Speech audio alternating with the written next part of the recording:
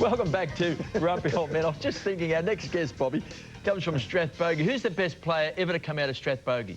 Ned Kelly. Ned Kelly. Well, that's where he came from, wasn't it? I don't think he played footy, did he? Well, he had his armour on. Well, in fact, I think the Williamstown Football Club believes that he might have played one game. Oh, did he? For them when he was down in Melbourne at one stage. As Ned Kelly played for Williamstown. Did they let him out one afternoon? They suggest that maybe he did play. This is way, way back in time. But our special guest is John Law, who joins us, the former captain of the Kangaroos. John, welcome to Grumpy Old Men. Oh, thanks very much. Can you confirm that? Can you confirm that Ned Kelly actually played? Well, I know. Strathbogie? A few of the games I played in, I wouldn't have minded Ned's armour on.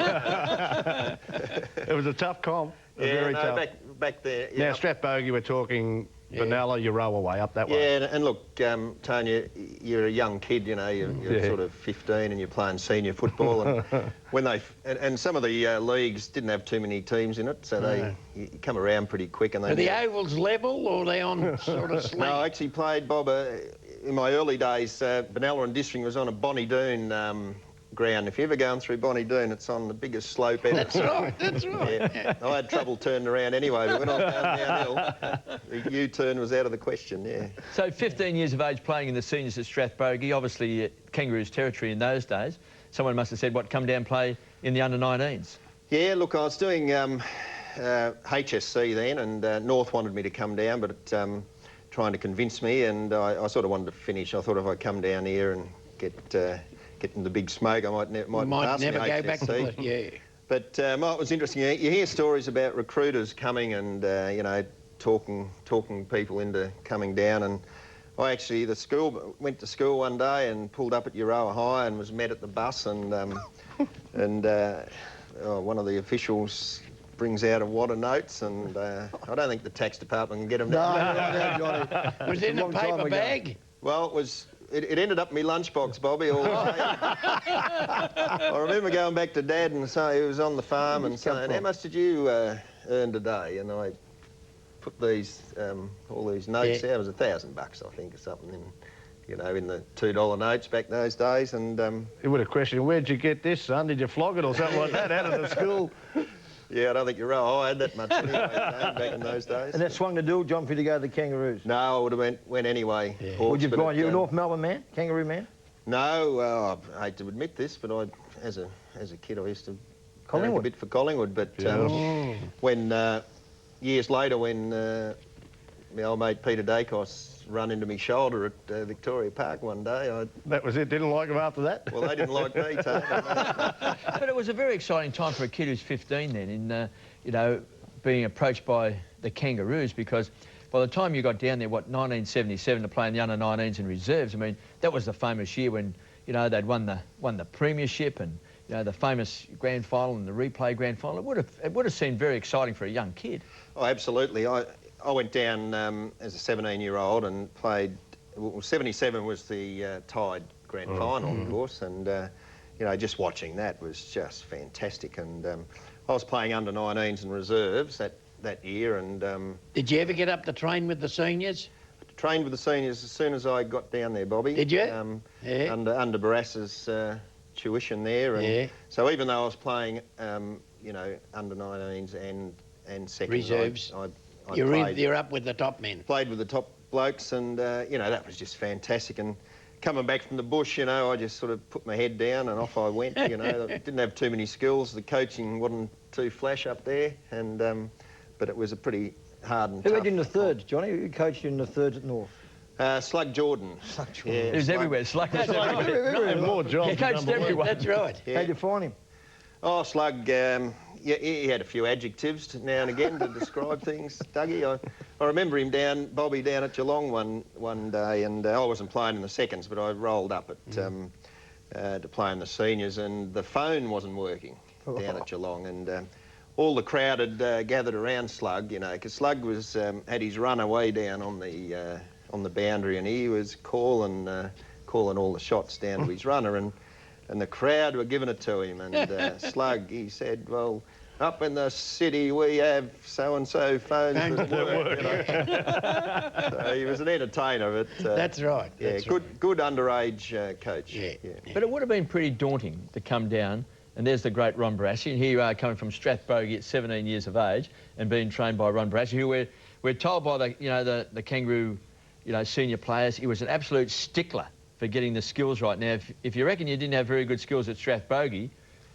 Yeah, no, you're right. He didn't like you doing the inside-out handballs and so forth, but what he also liked, Kev, was blokes that, hit pretty hard and, and tried. Had a crack. Gave 100% of what they had. And I think that... That's right. That sort of blinded the skill side. I mean, Brass spent more time, with the Sam Kekoviches and the Brent Croswells and these blokes who he believed had this enormous ability and but didn't show it all the time. And, there was... So he enjoyed being tough on them? Well, absolutely. I mean, I've been in the rooms where, Barassa's got Keka just absolutely ready to knock someone out, and he times it real well so that, it's just time to run out, and Keka had run out and knocked the first 4 blokes into next week, and so he was pretty clever at the way he did that too. What was the first impression, like the first year you played a fair few number of games, but what was your first impressions about players that you played around? You thought, gee, this is what I want to try to emulate in my game. Was there anybody that you looked to? Oh, well, look, it was just fantastic, sure. Denchi? I slotted on the half-back flank. Denchi was there, your Ross Henshaw was... Ross Gary Counton was around, was he? Was Glenn Denning playing centre-back or centre-forward? Yeah, look, Roscoe played centre-half-back, and we probably played 130 games together. I think he liked playing centre-half-back because I didn't kick the ball up in the air to him at centre-forward. I actually caught up with Ross. He came over for the footy on a couple of weekends ago, and it was just fantastic. And, I said to Ross, it's funny how the forwards, when he got the ball, they all led everywhere, Hawk, because he was such a great deliverer of the ball. He was, And I sort of tended to ride shotgun for him in the back line because we tended to make sure the opposition were looking out the corner of their eye a bit, but yeah. Well, let's have a look at some of the guys that you played with John. You might be able to pick them out and tell us about... Because a goal, Johnny. It was a great time for the Kangaroos, with the Ron Barassi era. And then, of course, we'll talk about it because Malcolm Blight came and took over from Ron, which would have been a daunting task in itself. There's the famous number 13. Had the moustache then? Yes, yeah, no, I had a moustache for a while, and... When did that go? Oh, probably, about 8 years ago. Kev, I thought I needed to look a bit younger. all I could do. You had an armband too, John, a lot. You played that left arm. I think it was your left arm was taped. What was that about? Yeah, no, Hawk, just blokes running into it, just above the elbow bicep, there. It actually fractured my arm, but I kept playing with it. It calcified, so there's a big bump there, so I just wore a bit of... Young Spargo there. Spargo, Darren Crocker. Yeah, Spargs was plagued with injury, but... Steve McCann. Steve McCann, yeah. Harris. Yep. I was talking to Jimmy Cracker the other day too, and he was saying Steve saved him one day against Fitzroy because Jimmy had whacked a couple of blokes, and big Paul Roos was running in to even up, and I thought, now Steve's a pretty gentle fella. Don't wonder what he's here. He said, Steve just got in front of him and Roosie had to stop and straighten up a bit, and I was just able to get him flush on the chin and drop him right out. What about the Crackers? You just must have been amazed at some of the things you saw when you played, just down the field and you could see them in front of you. Look, absolute. And when they first come over, they just had an affinity with each other, That's what I was going to say. They really knew where they were. Didn't matter what part of the ground, wasn't they? Oh, absolutely, and but they also had the skills, Bobby, to hit targets too, and find each other. But first training run ever when they come down to North, and we were doing a bit of sort of half competitive circle work. And back in our day, Hawk, you'd give the handball to your teammate, and then you just shepherd the other bloke out. So I've given a handball, and I've given Phil a bit of a bump, and round I go. Next thing, whack in the back of the head, and I'm thinking, oh, who's this? And Jimmy had given me one. Don't touch me, brother. But over the years, it was just, I love Jimmy, particularly, and Phil too. But one day, he got a bit of a hard time. But one day down at Vic Park, and I think Shane Kerrison, wasn't it? Shane Kerrison. I say to people, I wasted a couple of minutes of my life that day because just before the game, I sat down with Jimmy and I knew he was going to go for Kerrison. I knew he was going to get him. I said to Jimmy, now you just go the ball, Jimmy, and, you know, I'll come off the line and whack Kero. I'll give Kero one. So you don't you worry about whether you play the ball. And so we sort of tossed the coin, and I'm sort of thinking, well, I'm going to have to do something there, Shorey. You know, I've got to catch up. So I'm looking where Kerrison, couldn't find him, and you blokes were doing a bit of a warm-up down the corner, and Jimmy had already gone via your huddle and given him one, I think. Yeah. Already give him one straight away. Yeah, that was the day I think he got reported for hitting him twice or something. Went right on the jaw and he got 3 weeks, I think, for doing it. But I think John Kennedy, I mean, he was a great player, Jimmy Cracker, wasn't he? Yeah. Obviously, he well, had John Kennedy told the story. had a few. I think John told us the story that he'd come back from suspension, and he said, now, take it easy, whatever you do, you know, tread, you know, carefully today. And he said, they're watching the game. Next minute, Jimmy goes whack, and he just punches somebody. He comes in at half-time. He said, Jimmy, he said, I told you, you know, look after yourself. You just come back. Now you've got reported again. Why did you do it? He said, he hit me first. And he said, did he? He said, I didn't see it. He said, when did that happen? He said, last year in round 6. Good memory. Tell us about Malcolm Blight taking over, because it was a very short stay for Malcolm. Yeah, as look, coach. it was really hard because, you know, Blighty, all his mates were there. And Blighty wasn't the greatest trainer. Fantastic skill player, one of the most skillful players of. He used to just train at his own skills, didn't he? He didn't want to train with the rest of the group. He'd want to kick at 75 yards, but the goals, or do fantastic punch going here left. Or, that was his training. Well, it was the famous one, Bobby, when Barras was a stickler for centering the ball to the top of the square, you know, and not pinging from the side. And we were playing at Arden Street, and Blighty's pinged one from... Probably left foot. Yeah, left foot, banana, and through. And Barras took him off the ground. Back in those days, that was a bit unheard of. But in fact, we were about 12 goals in front. You know, might have had a bit to do with it. And that next training night, Barras set up the witches' hats, and he had whoever given the handball to Blighty, and he said, Blighty, you'll be lucky to kick one from there. And Blighty kicked about 6 or 7, I think. And we went on to have one of the hardest training nights I remember, I think. Did you want him to miss? So when Blighty took over, training actually changed from the sort of training that Ron was giving you?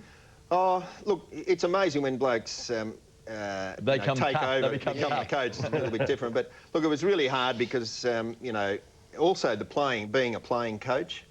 Remember the match against Richmond where he ran into the open goal and ran into ran open through points, the behind. actually. He had no idea, did he, that day, Malcolm? No, he ran back. I think Steve McCann was beside him, almost fainted, and Blighty come back. And I can still remember that. We were in the old Richmond rooms behind the goals, you know, which was about half as big as the studio. And Blighty had to give the half-time speech, you know, after that. It was pretty tough going, you know. Saying I've ran through the behind. Thought I kicked the goal. Yeah. We'll take a short break. We'll come back. John Law is our very special guest on Grumpy Old Men.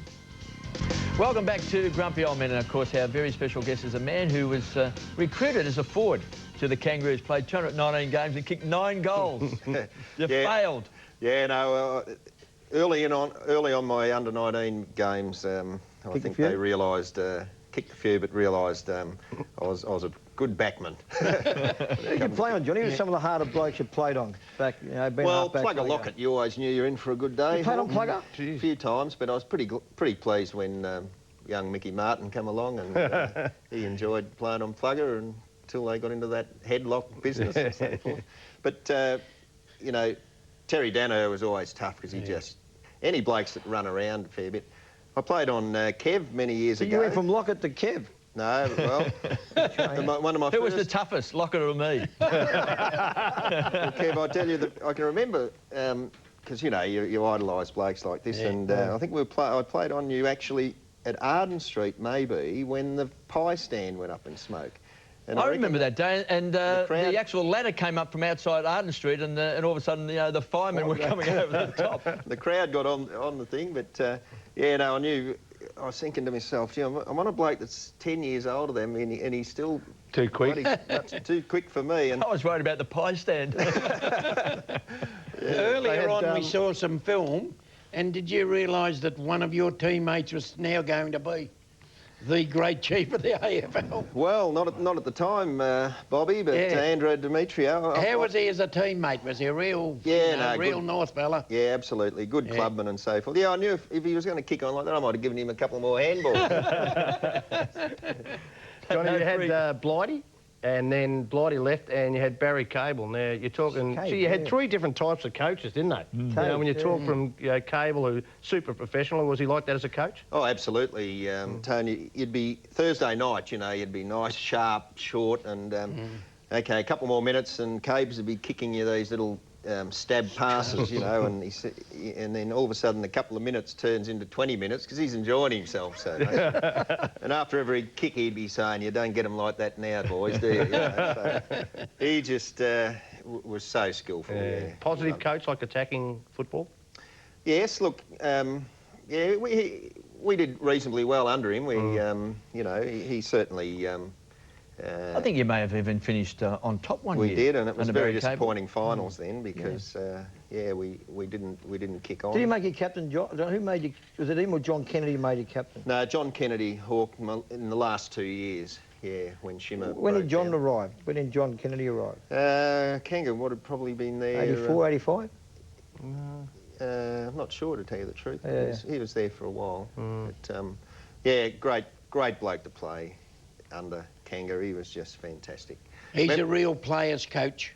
Yeah, Bobby, he didn't like anyone with too many silver spoons in their mouth. Remember the first time he arrived and we were ushered down to the club, you know, and to meet the coach, and in the memo it said, you know, down the bottom, just bring your training gear just in case. And first thing Kanga said was, not much good talking at this time of the year, boys. Let's go for a run. And Kanga was pretty fit, old bloke then, you know, he really was. So Colin Seary, we take off, we go way down Maribyrnong somewhere around Flemington Racecourse and back, and Kanga beat about 7 or 8 back. So what he did, he gets us in the rooms and he goes back and he just shuts the door and locks it. And he's talking to us. Of course, the 6 or 7 that can't get in. Behind, they're like kids caught smoking behind the shelter. And they're knocking the door, and Kanga would bring them in one at a time. And, well, where have you been? What's your name, son? Yeah, and where do you think you fit in, you know, first game and so forth. So he was just fantastic at that sort of thing. Another time one Sunday morning, it was 89 my last year, really muddy year. And we're doing our 10 laps Sunday morning, you know. And the practice wicket at Arden Street was about 10 inches of mud, and a few of us must have dodged it on our 10 laps. So Kanga gets us in and he says, "Oh boys, it's so cold, we'll catch pneumonia out here. We'll just do a couple of run-throughs from goal to goal." And we're thinking, you beauty, you know, we're light Sunday morning, but Kanga says, but just one thing before you go. When I blow the whistle, I want a forward roll. Oh, yeah. So right in the middle of Arden Street, over we go. You couldn't even recognise the bloke beside you, you know. Kanga comes up, he says, anyone still worried about that practice wicket over there? Go and do another 10, you know. You must be captain, though. The history of the shin boners and such a club with such a history like that, the toughness of it and just the culture. Was it born around that era that you were playing through, or it came before it, but you blokes followed it on, and you to be captain must have been a great honour? Oh, absolutely, Tone. You know, I think, you know, I didn't have the skill of a lot of blokes that were playing, but right from the day I stepped my feet on the Arden Street turf, I really just had to give it everything, you know. Yeah. And then to be sort of rewarded, I guess, for to captain such a great team, yeah. Who's the best player you play with, Johnny, at the Kangaroos? It's a hard question. Sure, I always pose this question a lot. Who was the best Kangaroo you played with? And the reason why? Well, Wayne Schimmelbusch, Shimmer just on pure guts, you know, absolutely fantastic. And Blighty, as far as just straight out ability. Skill. Yeah. Keith Gregg? Yeah, no, he was good. Ross Glendinning was another one that was just a fantastic, polished footballer. And I guess my last year was Wayne Carey's first, and you know, you know. Superstar. Did he start Could you tell then that he had something special? Well, Kanga took us down to a training camp down at Bacchus Marsh. I think Collingwood went down there. Oh, the old too. Lion Safari. yeah, we the did old that. Lion Yeah. Safari. And, Tony Royden. Tony yeah. Royden, yeah. Yeah, Tony Royden. was there, and a few of the activities were boxing glove on one hand, and you could play basketball and have a whack at anyone. That's right. It was great fun, I tell you. It was, I loved it. But we were playing soccer, and I thought, and Duck was down there then. It was just just coming up from the under-19s, and I thought, well, I'll test this young fella out. The ball was a long way away, so I go whack, you know. And next thing, the glove come back, and I think the one without the glove on it come pretty close too, and I thought, here's a fella that's, you know, he's not going to take a backward step. Beautiful. And it's just Well, that he didn't take a confidence. backward step, and he went on to be a pretty fair Superstar. player too, I think. Yeah, superstar. Wayne Kerr. I'm just really sorry, Kev, that he wasn't 10 years older, because I think I would have played in about 3 premierships if he had it. John, thanks for joining us on Grumpy Terrific. Old Men. Yeah.